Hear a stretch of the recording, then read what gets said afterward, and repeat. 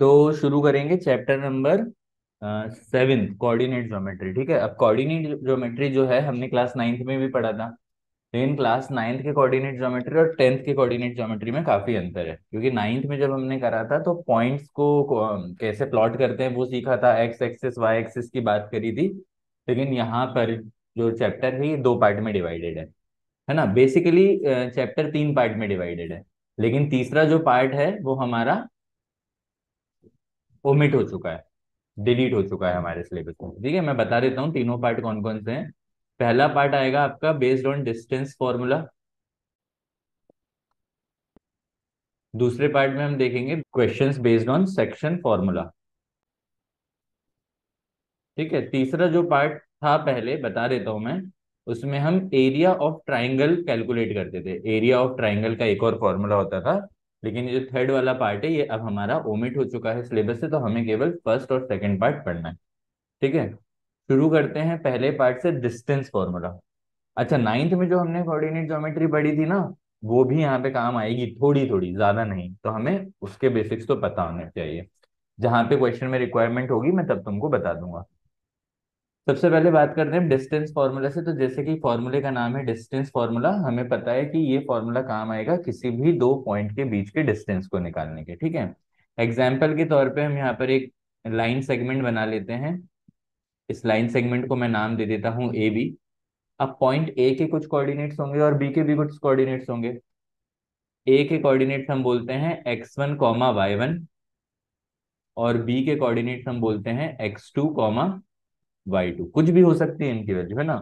और अगर मुझे डिस्टेंस निकालना है, डिस्टेंस ए बी, तो डिस्टेंस ए बी का फॉर्मूला होता है under root of x2 minus x1 का whole square plus y2 minus y1 का होल स्क्वायर, है ना। ये पूरा अंडर रूट के अंदर है। क्लियर है। एग्जाम्पल के तौर पे मान लेते हैं इसी लाइन सेगमेंट में ए के जो कोऑर्डिनेट्स हैं वो होते 1 कॉमा 3, और बी के जो कोऑर्डिनेट्स हैं वो होता 2 कॉमा 5। सपोज कर रहे हैं हम ऐसा। तो हमारा जो डिस्टेंस ए बी होता वो कैसे निकलता। अच्छा, पहले वाले को x1 y1 ले लो या दूसरे वाले को x1 y1 ले लो, अंतर नहीं आएगा आंसर में। किसी भी एक को आप x1 y1 और दूसरे को x2 y2 ले सकते हो। ठीक है ना। तो यहाँ पर हम कोशिश कर रहे हैं, मतलब यहाँ पर हम पहले वाले को x1 y1 मानेंगे और दूसरे वाले को x2 y2। ठीक है, तो x2 माइनस x1 मतलब 2 माइनस 1, 2 माइनस 1 का whole square plus y2 minus y1 मतलब दूसरे वाले का y कोऑर्डिनेट है 5 और पहले वाले के y कोऑर्डिनेट है 3। तो 5 माइनस 3 का होल स्क्वायर हो जाएगा, ये 5 माइनस 3 का whole square. Is that clear. ठीक है, सेम फॉर्मूला है, आगे हम कैलकुलेशन कर रहे हैं। 2 माइनस 1 होता है 1, तो ये हो जाएगा 1 का स्क्वायर, प्लस 5 माइनस 3 होता है 2, तो ये हो जाएगा 2 का स्क्वायर। 1 का स्क्वायर 1 होता है, 2 का स्क्वायर 4 होता है, तो ये 1 प्लस 4 हो जाएगा। और इसे हम लिख सकते हैं √5, है ना। √5 को आगे हम सिंप्लीफाई नहीं कर सकते, तो हम यहीं पे छोड़ देंगे। हम बोलेंगे distance between the points A and B is √5 units, है ना। हमें सेंटीमीटर और मीटर नहीं पता, तो हम यहाँ पे यूनिट लिख देंगे। ठीक, कोई भी यूनिट हो सकती है। Distance between A and B बोल लो या length of line segment A B बोल लो, बात एक ही है। ठीक है ना। तो टाइप्स ऑफ क्वेश्चन जो इसमें हमें आने देखने को मिलेंगे वो मैं यहाँ पे तुम लोग को बता देता हूँ। सबसे पहले तुम लोग को मिलेंगे क्वेश्चंस बेस्ड ऑन ट्रायंगल्स। ठीक है ना। अच्छा, ट्रायंगल के पहले मिलेंगे कोलिनियर पॉइंट्स पे बेस्ड, कोलिनियर पॉइंट्स। अब कोलिनियर पॉइंट्स का मतलब होता है ऐसे पॉइंट जो सेम लाइन पे लाए कर रहे हो। ठीक है, तो अगर मेरे को 3 पॉइंट दे दिए ए बी एंड सी, और बताना है मुझे कि ये कोलिनियर है या नहीं, तो हमें यहाँ पे 3 डिस्टेंस कैलकुलेट करने पड़ेंगे। कौन कौन से। एक ए बी, दूसरा बी सी, और तीसरा सी ए या ए सी, कुछ भी बोल सकते हैं। ये तीनों डिस्टेंस कैलकुलेट कर लो। और अगर किसी भी दो का सम तीसरे के बराबर है, मतलब A B plus B C अगर ए सी के बराबर होगा, या फिर बी सी प्लस ए सी जो है वो ए बी के बराबर होगा, या फिर ए बी और ए सी बी सी के बराबर होगा। इन तीन में से कोई सी भी अगर कंडीशन सेटिस्फाई कर रही है तो हम बोलेंगे द पॉइंट्स आर कोलिनियर। ये ठीक है वाली बात। तो पहला तो हमारा कोलिनियर पॉइंट्स पे बेस्ड क्वेश्चन आता है। दूसरा आता है हमारा ट्राइंगल्स पे बेस्ड। वैसे तो हमने तीन एंगल्स वाले ट्राइंगल्स और तीन साइड्स वाले ट्राइंगल पढ़े हैं, लेकिन यहाँ पर केवल हमें, क्योंकि डिस्टेंस फॉर्मूला है तो केवल साइड्स की ही बात करेंगे हम। तो साइड्स की बात अगर हम करते हैं तो हमारे पास होता है, पहला होता है इक्विलेटरल ट्राइंगल, दूसरा होता है आइसोसेलेस ट्राइंगल, और तीसरा होता है स्केलीन ट्राइंगल, है ना। अब इक्विलेटरल क्या, जिसकी तीनों साइड्स बराबर हैं, आइसोसेलेस क्या, जिसकी दो साइड्स बराबर है, और स्केलिंग जिसकी तीनों साइड्स बराबर नहीं है, अनइक्वल है तीनों, ठीक है। अब अगर मेरे पास ट्राइंगल है तो मेरे पास ट्राइंगल की तीनों वर्टाइसेस दी होंगी, मतलब तीनों वर्टेक्स के कोऑर्डिनेट्स दिए होंगे, ठीक है। तो मेरे को यहाँ पे तीन डिस्टेंस निकालने के लिए मिलेंगे, एक मिलेगा ए बी, एक मिलेगा बी सी, और एक मिलेगा ए सी। तीन डिस्टेंस निकाल लूंगा मैं। अगर तीनों डिस्टेंस आपस में बराबर है तो हम बोलेंगे इक्विलेटरल ट्राइंगल है। अगर दो डिस्टेंस बराबर आएंगे, तीसरा बराबर नहीं आएगा, तो हम बोलेंगे आइसोसेलेस ट्राइंगल है। और अगर तीनों ही आपस में बराबर नहीं है तो हम बोलेंगे ट्राइंगल जो है वो स्केलिंग ट्राइंगल है। अब एक और टाइप का क्वेश्चन आने वाला है जो सबसे इंपॉर्टेंट है और जो सबसे ज्यादा आता है, जिसे हम बोलते हैं क्वेश्चंस बेस्ड ऑन क्वाड्रिलेटरल्स, ठीक है। अब क्वाड्रिलेटरल्स कितने तरीके के होते हैं? पहला होता है स्क्वायर, फिर होता है रोम्बस, फिर होता है रेक्टेंगल, और लास्ट है हमारा पैरेललोग्राम। अगर क्वाड्रिलेटरल दिया है तो चार वर्टेक्स दी जाएंगी आपको।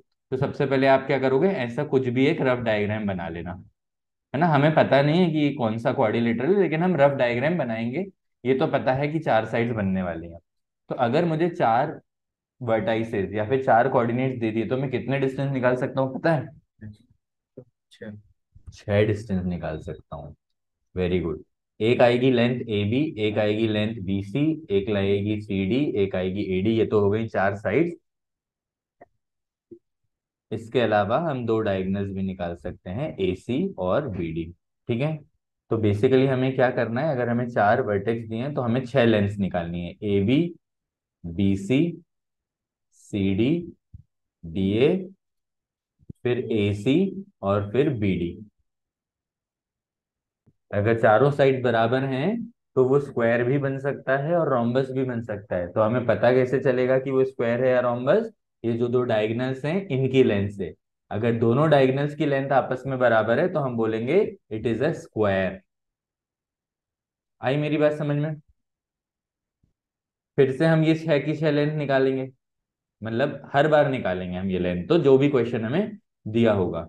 अगर चारों लेंथ बराबर हैं साइड्स की, ए बी बी सी के बराबर है, बी सी सी डी के बराबर है, सी डी डी ए के बराबर है, लेकिन डायगोनल्स बराबर नहीं है, A C is not equal to B D, तो हम बोलेंगे the given quadrilateral is a rhombus. समझ में आई मेरी बात? समझ में आई मेरी बात? चलो। अगर रेक्टेंगल होगा तो कैसे पता चलेगा? ऑपोजिट साइड्स हमें देखनी पड़ेंगी, A B, B C, C D और डी ए। रफ डायग्राम बनाना क्यों जरूरी है वो देखो। यहां से हमें पता चलता है कि ऑपोजिट साइड कौन सी है। भाई ए बी के ऑपोजिट कौन सी है? C D. तो यहां पर हमें क्या करना पड़ेगा, ए बी और सी डी को बराबर प्रूव करना पड़ेगा। प्रूव मतलब डिस्टेंस निकालेंगे। अगर वो दोनों बराबर हैं, कौन सी, A B C D, A B और सी डी, उसके अलावा ए डी बी सी के बराबर है, तो हम कह सकते हैं भाई the given quadrilateral may be rectangle और it may be parallelogram also. अब पता कैसे चलेगा? फिर से हमें डायगोनल से पता चलेगा। अगर ए सी और बी डी बराबर है तो हम बोल देंगे इट इज अ रेक्टेंगल। और अगर साइड्स, ऑपोजिट साइड्स बराबर हैं लेकिन डायगोनल्स बराबर नहीं है, A C is not equal to B D, then we can say that the given quadrilateral is a parallelogram. Is that clear? ठीक है ना। अच्छा, एक चीज हम मिस करके आए ऊपर, अभी मुझे याद आया तो यहीं पे मैं तुम लोग को बता देता हूँ। जब हम ट्राइंगल की बात करते हैं ना, तो ट्राइंगल में हमें एक और ट्राइंगल पूछा जाता है यहाँ पे, जिसे हम बोलते हैं राइट एंगल ट्राइंगल, है ना। अब आप बोलोगे सर अभी तो आपने बोला था साइड वाले ट्राइंगल हमें पूछे जाएंगे, लेकिन राइट एंगल ट्राइंगल क्या है, बिना एंगल के भी हम प्रूव कर पाते हैं साइड की हेल्प से। अगर किसी ट्राइंगल में पाइथागोरस थ्योरम अप्लाई कर रहा है तो फिर हम बोलेंगे कि भाई वो राइट एंगल ट्राइंगल है। पाइथागोरस थ्योरम तुम लोग को पता होना चाहिए। कोई भी ट्राइंगल है, राइट एंगल ट्राइंगल, तो उसमें 90 डिग्री के ऑपोजिट वाली साइड को आप हाइपोटेन्यूज बोलते हो और बची वाली को बेस और परपेंडिकुलर कहते हो। अगर हाइपोटेन्यूज का स्क्वायर परपेंडिकुलर स्क्वायर और बेस के स्क्वायर के बराबर है, सम के, तो हम बोलेंगे कि पाइथागोरस थ्योरम अप्लाई हो रहा है। तो पाइथागोरस अप्लाई हो रहा है तो हम बोलेंगे राइट एंगल ट्राइंगल। मतलब यहाँ पे हमें तीनों साइड निकाल के उनका स्क्वायर निकालना पड़ेगा, फिर चेक कर पाएंगे कि किसी दो के स्क्वायर का सम तीसरे के स्क्वायर के बराबर आ रहा है क्या। अभी जब क्वेश्चन कराऊंगा तब अच्छे से समझ में आ जाएगा, फिलहाल मिस हो गया था तो मैंने बता दिया, ठीक है। क्वाड्रिलेटरल अच्छे से समझ में आ गया सबको, ठीक है ना। इसके बाद एक छोटा सा कॉन्सेप्ट और है, उस पे भी बेस्ड क्वेश्चन आते हैं। ये सारे कॉन्सेप्ट रिलेटेड हैं डिस्टेंस फॉर्मूला से। सेक्शन फॉर्मूला पे तो अभी अपन गए ही नहीं है, है ना। तो एक और कॉन्सेप्ट है जिसे हम बोलते हैं equi distant points.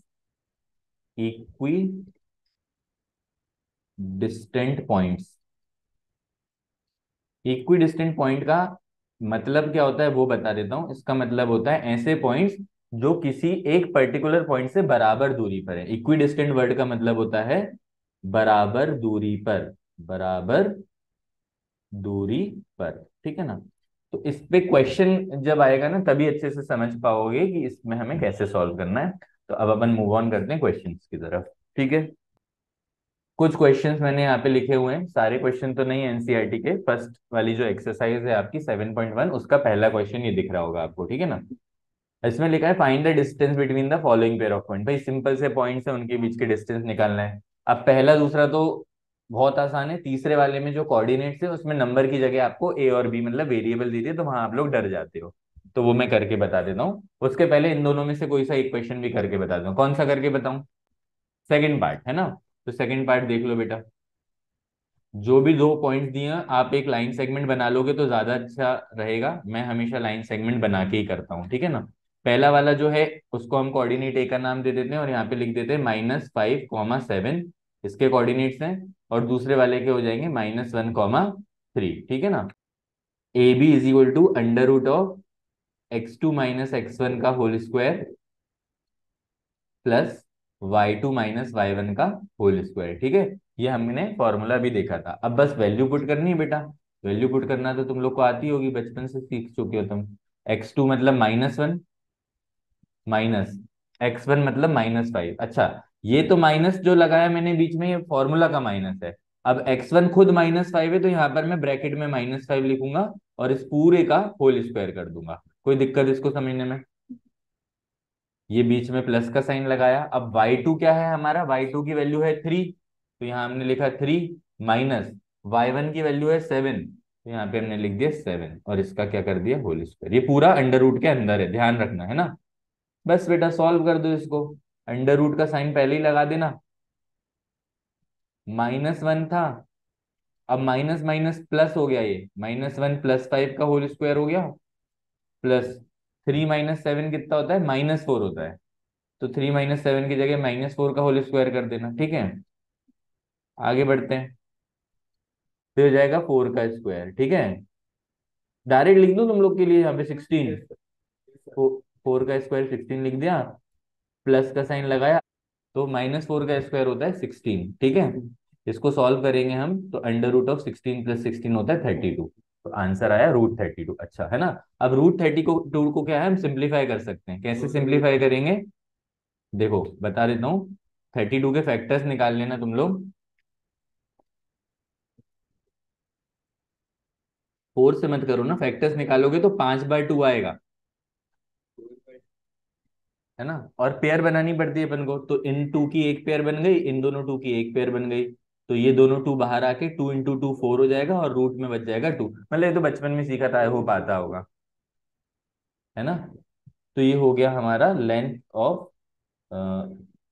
A B, मतलब सेकंड पार्ट हो गया, ठीक है। अब थर्ड पार्ट यहीं पे कर देता हूँ मैं तुम लोगों के लिए, ध्यान से समझ लो। अगेन एक आप लाइन सेगमेंट बना दीजिएगा, उसमें आप पहले वाले पॉइंट पे a, b लिख दीजिए और दूसरे वाले पॉइंट पे -a, -b लिख दीजिए, ठीक है। अब डिस्टेंस कितना हो जाएगा? अंडर रूट ऑफ, यहाँ पे मैं फॉर्मूला नहीं लिख रहा हूँ, डायरेक्ट अप्लाई कर रहा हूँ। x2 - x1, तो x2 है -a, -x1 है a, तो -a का whole square, is that clear? बीच में प्लस, और y2 -y1 मतलब -b का होल स्क्वायर, ठीक है। अब मुझे बताओ माइनस ए क्या होता है? -2a होता है, -2a का होल स्क्वायर प्लस यहाँ पर क्या हो जाएगा, -2b का होल स्क्वायर। इतनी बात बस याद रखो, नेगेटिव नंबर हो या पॉजिटिव नंबर हो, स्क्वायर में हमेशा, स्क्वायर निकालने के बाद हमेशा पॉजिटिव वैल्यू ही मिलती है। तो -2a का होल स्क्वायर करेंगे तो 2 का स्क्वायर 4,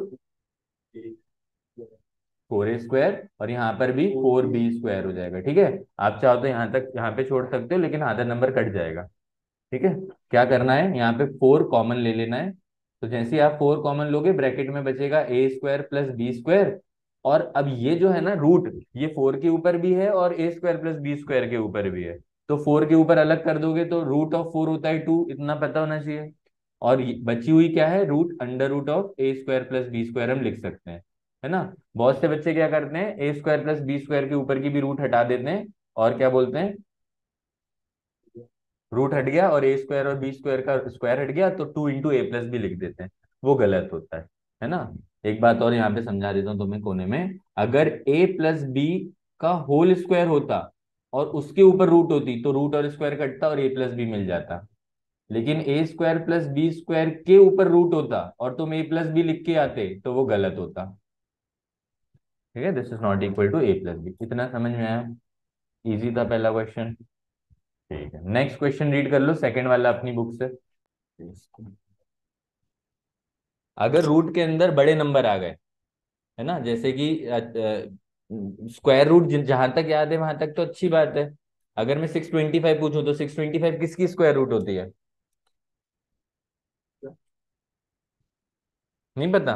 बेटा 25 की स्क्वायर रूट होती है, मतलब 25 का स्क्वायर होता है 625। अगर तुम्हें याद नहीं है और 625 रूट के अंदर आ गया तो तुम क्या करोगी, कोने में जाओगी यहाँ पर और इसके फैक्टर्स निकालना चालू कर दोगी।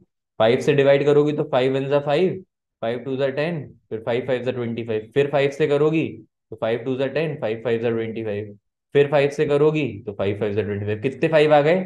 4 5 आ गए। तो तुम इसको लिख दोगे √5 × 5 × 5 × 5 ऐसे, ठीक है। अब पेयर बनानी है आपको, तो इन दोनों 5 की पेयर बन गई तो एक 5 आ गया रूट के बाहर, इन दोनों 5 की पेयर बन गई तो एक और 5 आ गया रूट के बाहर, और रूट के अंदर कुछ भी नहीं बचा, छोड़ दो उसको वहीं पे। तो 5 × 5 कितना हो जाएगा, 25। हम बोल देंगे √625 = 25, ठीक है। बड़े नंबर के साथ आपको फैक्टराइज करना पड़ेगा। और अगर कभी नहीं हो रहा है कंप्लीटली फैक्टराइज तो डरना मत, ऐसे आंसर भी आते हैं हमारे पास, जरूरी थोड़ी सारे नंबर्स बाहर आ जाएंगे। अगर मान लेते हैं यहाँ पे 2 बच जाता तो रूट के अंदर 2 रह जाता, 25 √2 लिख देते अपन आंसर में। इतना आ गया समझ में? आगे बढ़ रहे हैं, question number 5th of NCERT. NCERT का क्वेश्चन नंबर 5 करा रहा हूँ। थर्ड और फोर्थ बिल्कुल सेम है। थर्ड वाले क्वेश्चन एक बार अगर आप देखोगे तो इसमें लिखा है determine the point that the points are collinear. तो बेटा 3 पॉइंट दिए हैं, 3 डिस्टेंस निकालोगे, तीनों में से अगर किसी भी दो का सम तीसरे के बराबर आ गया तो बोल दोगे कोलिनियर है, ठीक है। चौथे वाले में भी वही पूछ रहा है कि वो आइसोसेलेस ट्राइंगल है क्या, तीनों डिस्टेंस निकालोगे, दो बराबर आ गए तो हम बोल देंगे आइसोसेलेस है, ठीक है। ठीक है, ठीक है, ठीक है। आगे बढ़ रहा हूँ, क्वेश्चन नंबर 5। अब पहले तो रीड कर लो बेटा क्वेश्चन। वो बोल रहा है क्वेश्चन में कि एक क्लासरूम में 4 फ्रेंड्स बैठे थे, डायग्राम दिया हुआ है ABCD, ठीक है। और फिर क्या हुआ, थोड़ी देर बाद चंपा और चमेली आ गई क्लास में। चंपा चमेली आने के बाद देखा उन्होंने कि भाई 4 लोग बैठे हैं A B C और D पॉइंट पे, तो वो लोग आपस में बहस कर रही हैं। कह रही हैं, चमेली कह रही है, नहीं चंपा कह रही है कि भाई ABCD जो है वो स्क्वायर है, अगर हम उनके पॉइंट्स को ज्वाइन करेंगे तो स्क्वायर बनेगा। चमेली दीदी बोल रही नहीं नहीं ऐसा नहीं है, मतलब बहस चल रही है। तो आपको डिस्टेंस फॉर्मूला यूज करके बताना है कि कौन सही है दोनों में से, मतलब आपको बस ये चेक करना है क्या ABCD स्क्वायर है। लेकिन सबसे बड़ी प्रॉब्लम ये आ गई कि A B C और D के कोऑर्डिनेट्स नहीं दिए हैं, है ना। और अगर आप लोग ने कक्षा 9वीं में अच्छे से कोऑर्डिनेट ज्योमेट्री पढ़ा होता तो आपको ये कोऑर्डिनेट निकालते बन जाते। आओ मैं बताता हूँ कैसे। भाई सबसे पहले ओरिजिन पे खड़े होते थे और हॉरिजॉन्टल डिस्टेंस मूव करते थे। कितना डिस्टेंस मूव करना है, 3 यूनिट्स, ठीक है। तो यहाँ पे एक्स कोऑर्डिनेट हो गया ए का, यहाँ पे लिख रहा हूं मैं, ए का एक्स कोऑर्डिनेट हो गया 3, और फिर हम वर्टिकल डिस्टेंस ट्रेवल करते थे इस पॉइंट से, तो 1 2 3 4, यहाँ पे 4 यूनिट है, तो y कोऑर्डिनेट हो गया 4। ठीक है। सिमिलरली बी की बात करें तो वो हो जाएगा 6 7। सी की बात करेंगे तो वो हो जाएगा 9 4। और डी की बात करेंगे 6 1 हो जाएगा। ठीक है ना, मतलब हमें चारों पॉइंट्स के कोऑर्डिनेट्स मिल गए। अब हमें 6 डिस्टेंस निकालने हैं बेटा। ए बी निकाल लो, under root of x2 - x1, तो यहाँ पे 6 - 3 का होल स्क्वायर करेंगे, प्लस y2 - y1 मतलब 7 - 4 का होल स्क्वायर करेंगे, है ना। इसको आगे सॉल्व करेंगे तो अंडर रूट को एज इट इज लिख दो। 6 - 3 होता है 3, 3 का स्क्वायर होता है 9, प्लस 7 - 4 होता है 3, 3 का स्क्वायर होता है 9। तो 9 + 9 कितना, √18। ठीक है, इसको आप सिंप्लीफाई करके लिख सकते हो, 3√2 आएगा।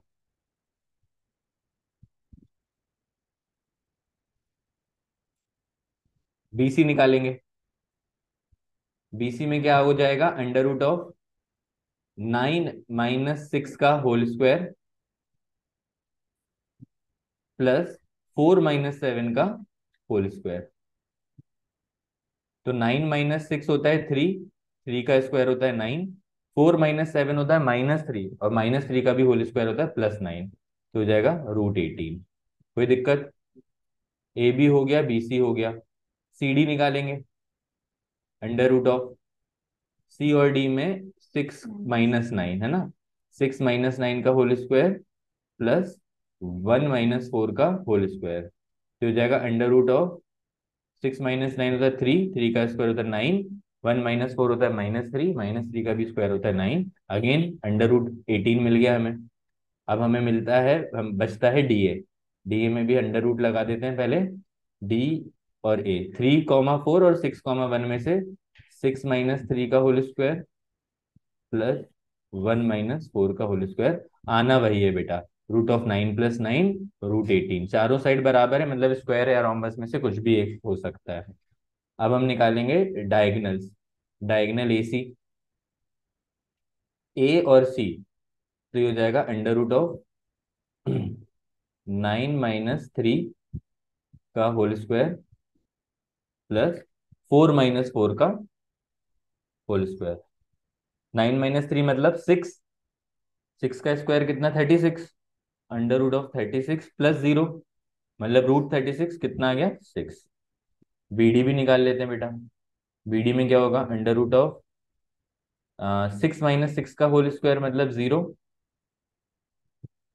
प्लस 1 - 7, 1 - 7 का होल स्क्वायर मतलब -6 का होल स्क्वायर, तो ये 0 + 36 का रूट आएगा कितना, 6। तो डायगनल्स भी बराबर है, राइट।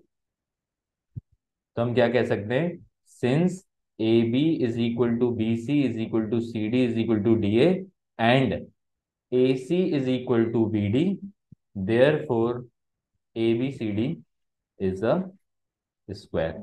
आंसर में क्या आप लिखोगे, चमेली वॉज राइट। कौन बोल रहा था, चंपा या चमेली में से, चेक कर लें एक बार। चंपा बोल रही थी ना, तो हम बोलेंगे चंपा वॉज राइट। ठीक है।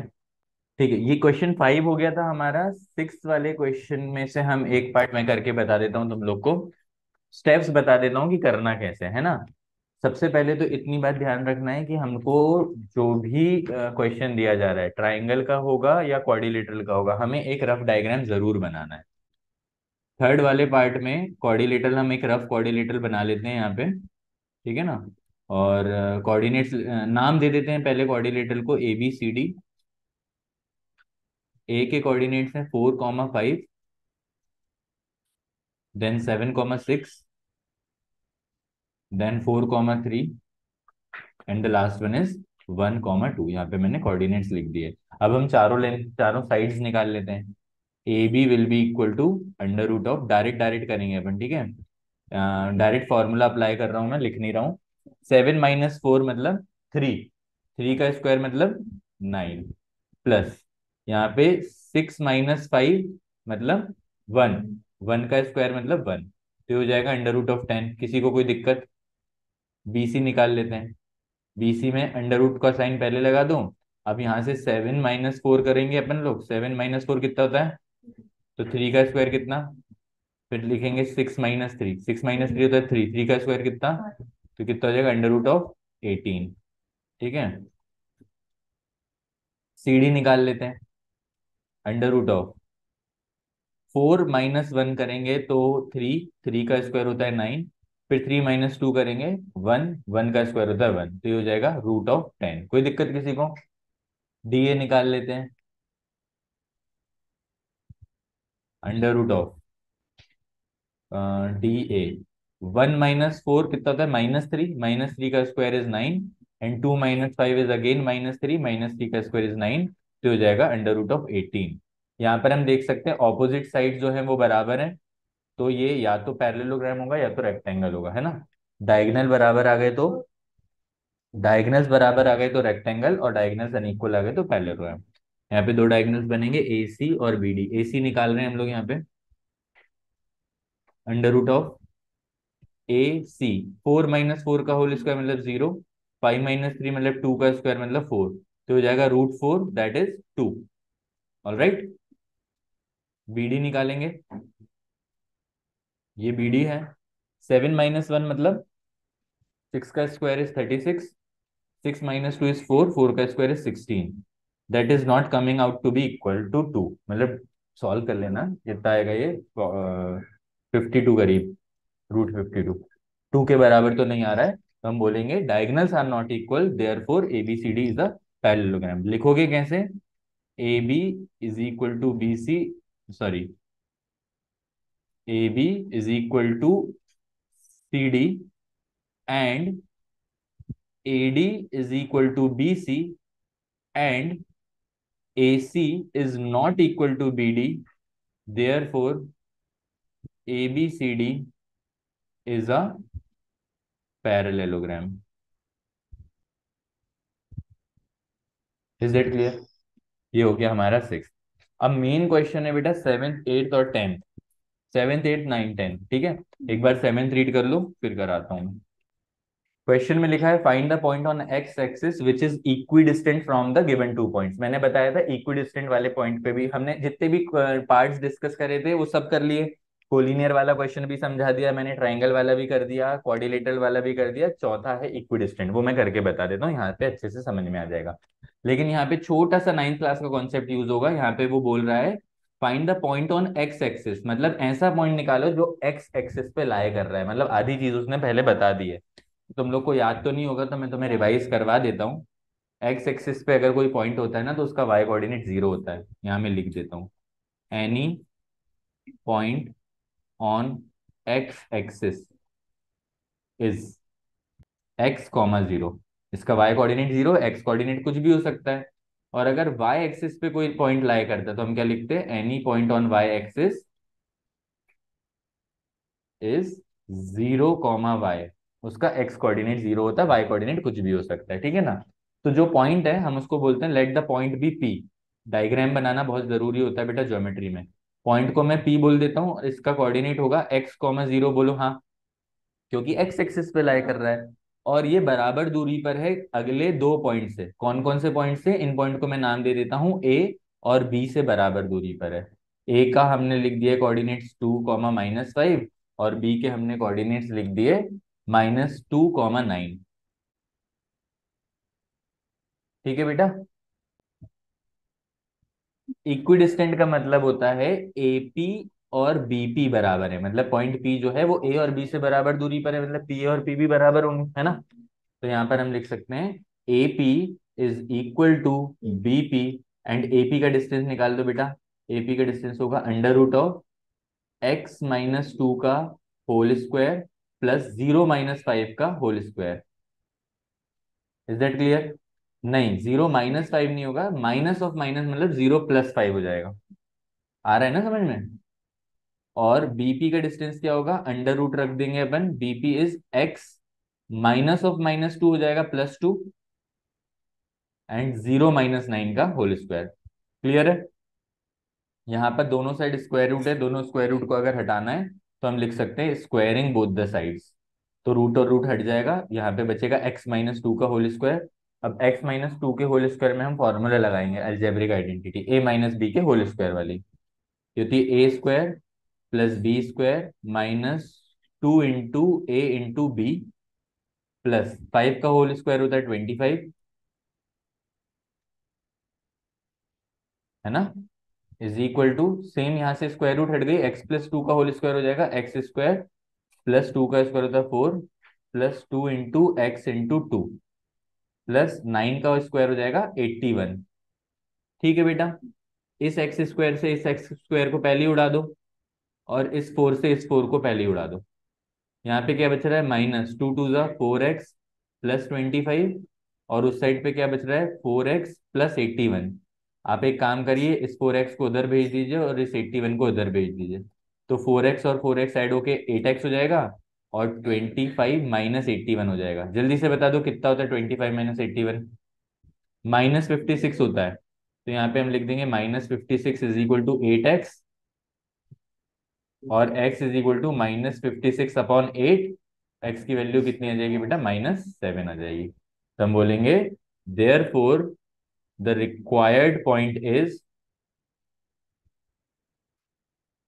-7, 0। ये आपका आंसर हो गया। इजी था क्वेश्चन, कोई दिक्कत इसमें किसी को? पक्का नहीं है? आगे बढ़ते हैं क्वेश्चन नंबर 8 की तरफ। ये है क्वेश्चन नंबर 8, जल्दी से क्वेश्चन रीड कर लो। ये भी सेम क्वेश्चन है लगभग लगभग। Find the value of y for which the distance between p and q is 10 units. यहाँ पे 2 पॉइंट्स है बेटा, यहाँ पे मैं डायग्राम थोड़ा सा रिप्रेजेंट करने की कोशिश करता हूँ, और इसके बीच का जो डिस्टेंस है वो 10 यूनिट दिया हुआ है, और y की वैल्यू निकालनी है। बेटा डिस्टेंस ऑलरेडी दिया है तो हम डिस्टेंस फॉर्मूला को लगा के 10 से इक्वेट कर देंगे। अरे बेटा पी क्यू जो है वो 10 दिया है, बोलो हाँ, है ना। पी क्यू का डिस्टेंस क्या हो जाएगा, अंडर रूट ऑफ, जो भी फॉर्मूला होता है वो पहले लिखना आप लोग, है ना, उसके मार्क्स होते हैं। x2 माइनस x1 करोगे तो 10 - 2 का होल स्क्वायर आएगा, और y2 माइनस y1 करोगे तो y माइनस ऑफ -3 मतलब y+3 आएगा का स्क्वायर इज इक्वल टू 10। अब रूट हटानी है तो रूट हटाने का क्या तरीका होता है, स्क्वायरिंग बोथ द साइड। यहाँ पे जब स्क्वायर करोगे आप ऐसे, अगली स्टेप में आप क्या लिखोगे, इसका स्क्वायर इज इक्वल टू 10 का स्क्वायर।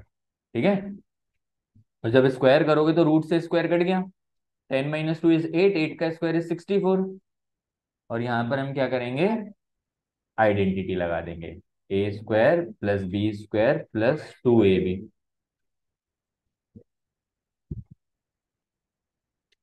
ठीक है, इज इक्वल टू 10 का स्क्वायर इज 100। कोई दिक्कत तो नहीं हुई? अब देखो y square as it is लिखो, 6y को इधर ले लो। अब 64 और 9 को ऐड करके मिलता है 73, और 73 उधर शिफ्ट हो जाएगा तो 100 माइनस 73 हो जाएगा, कितना हो जाएगा, 27 हो जाएगा। 100 माइनस 73 हो जाएगा 27, तो हो जाएगा y square plus 6y is equal to 27। हाँ, ये एक्चुअली बन गई है आपकी क्वाड्रेटिक इक्वेशन, है ना। कैसी, y square plus 6y minus 27 is equal to 0। Quadratic equation आपको सॉल्व करना आती है, फैक्टराइजेशन से कर लीजिए, स्प्लिटिंग द मिडिल टर्म से कर लीजिए। कैसे करेंगे, अच्छा 27 के फैक्टर्स निकालते हैं, 9 × 3। 9 3 ज़ा 27 होता है, तो 9 - 3 करेंगे तो 6 आ जाएगा, तो ये हो जाएगा +9y minus 3y minus 27 is equal to 0। Y की वैल्यू कितनी, यहाँ से y+9 अंदर, और यहाँ से -3 कॉमन निकालेंगे तो y+9 बचेगा। तो y - 3 is equal to 0 and y+9 is equal to 0। तो या तो y हमारा 3 होगा, या तो y हमारा -9 होगा, है ना। y is equal to 3, y is equal to 3 और -9, यस बोथ आर राइट। ठीक है, क्लियर है।